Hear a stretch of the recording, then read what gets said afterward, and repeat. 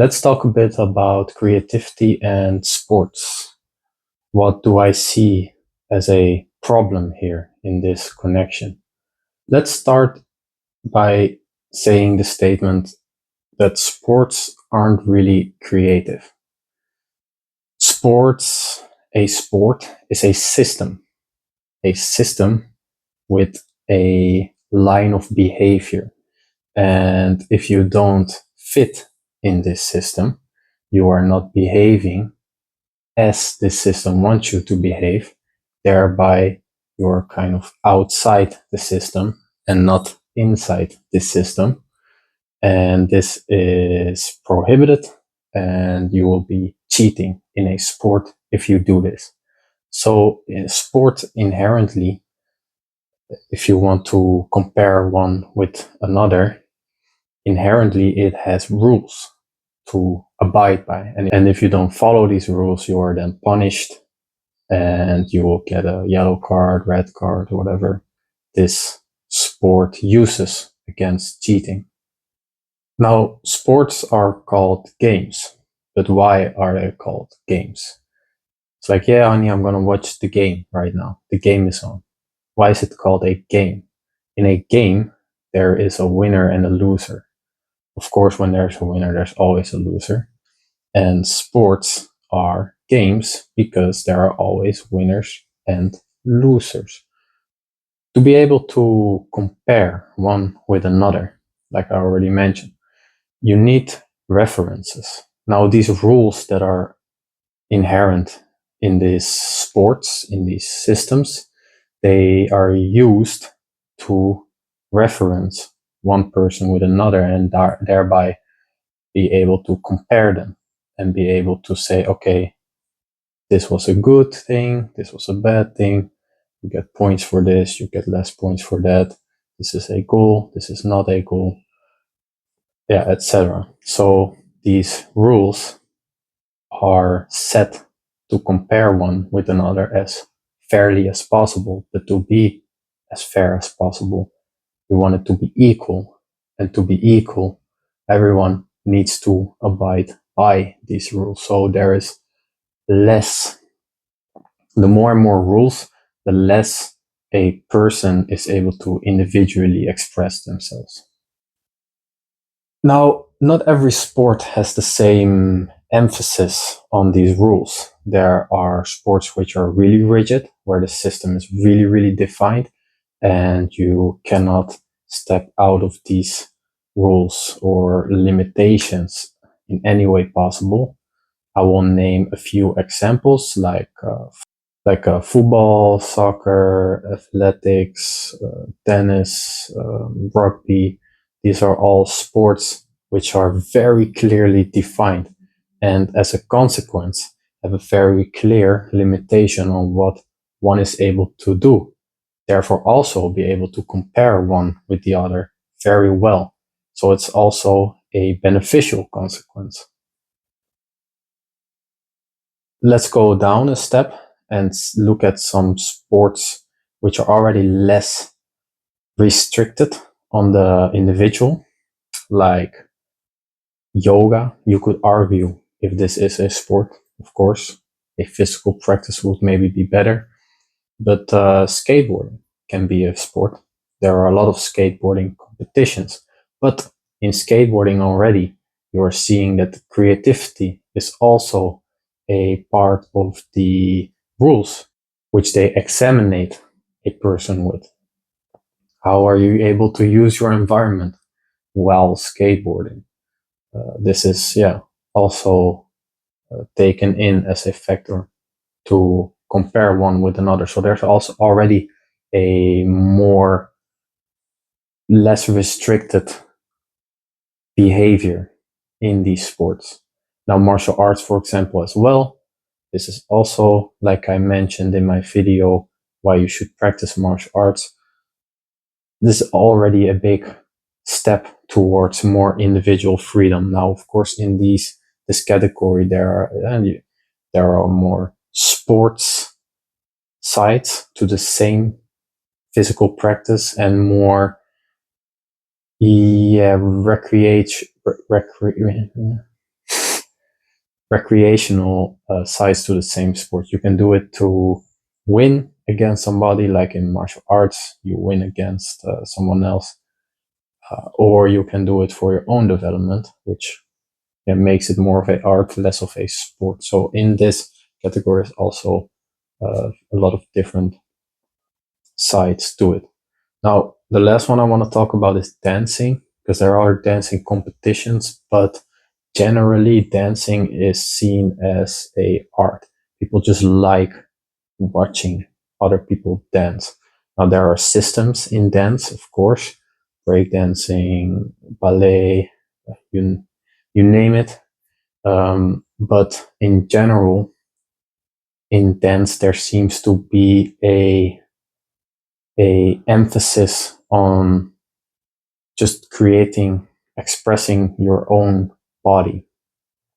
Of course, this will probably be more emphasized in contemporary dance than, say, ballet. In ballet, there is a very strict structure, and in contemporary or modern, there's already more looseness and freedom to express your own needs. So, also in this category, there is a certain range in which it is more and less restrictive. But nevertheless, dance is definitely a category on its own, in my view.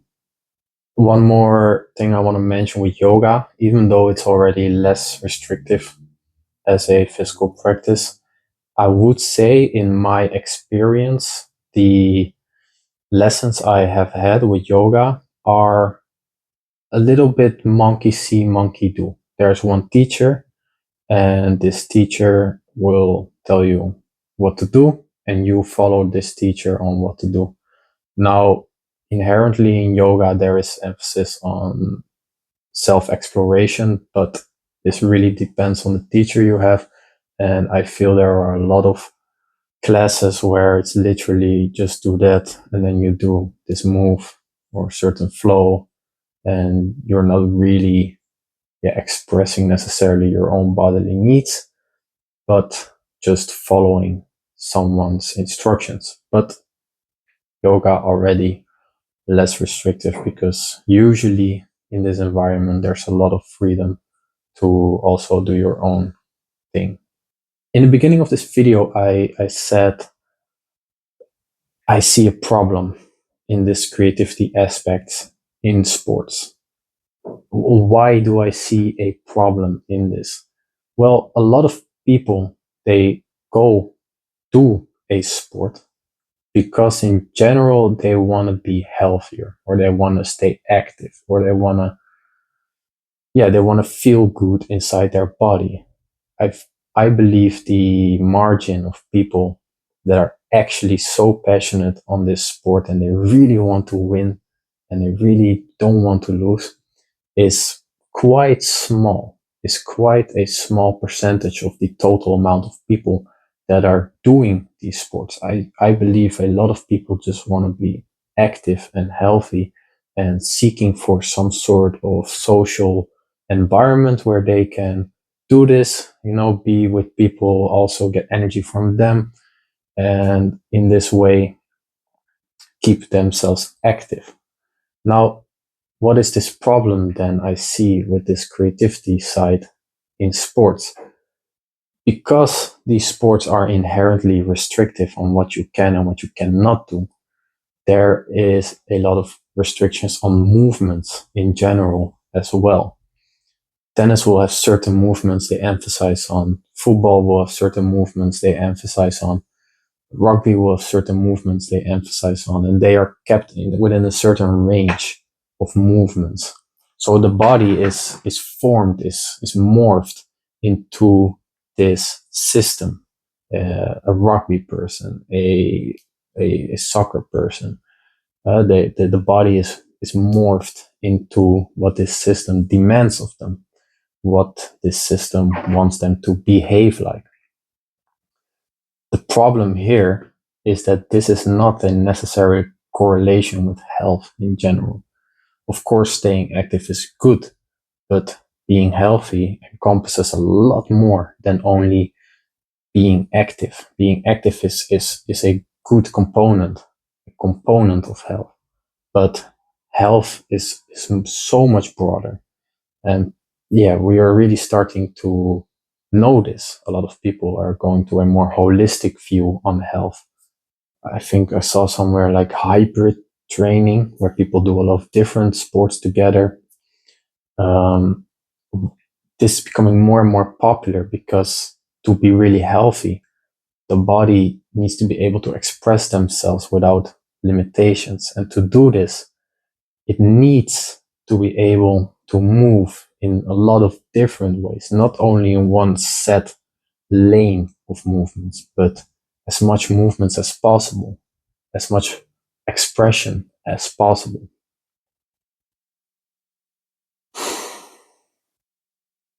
The counter argument here is that, yeah, well, if you want to be good at something, or you want the body to specialize towards something or to adapt towards something, it needs a lot of stimuli to morph itself towards this sport.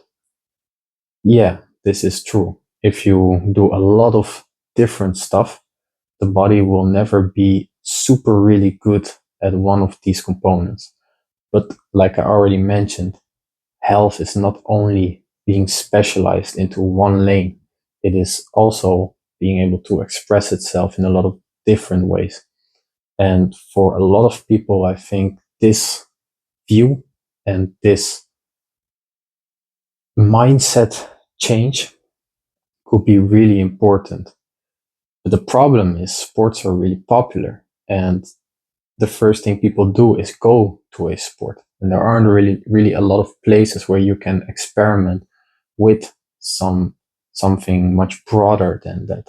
Only if someone really dives deep into the more intricacies about movement practices, about general movement practices. Um, there's not really a lot of places that offer a very holistic, a very creative movement practice. So structurally in the system of society, this also a change that is gonna happen because a wave is going, a wave is flowing, and this wave is getting bigger and bigger.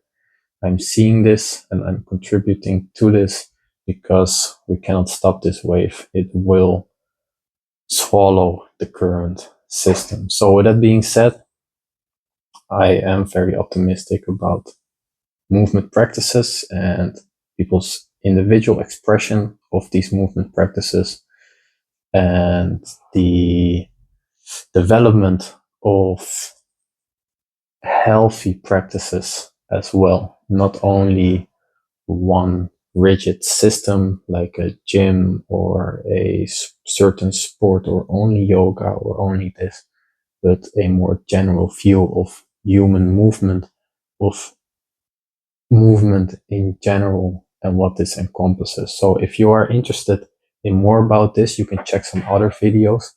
I would recommend Understanding Form because this goes a lot deeper on what is this movement primarily, without looking at a human or an animal, but primarily what is this movement and how do we adapt and why is this expression so good. Also, you can check out The Dangers of Specialization. It's also a good video. So move well, beings, and I will catch you in another one.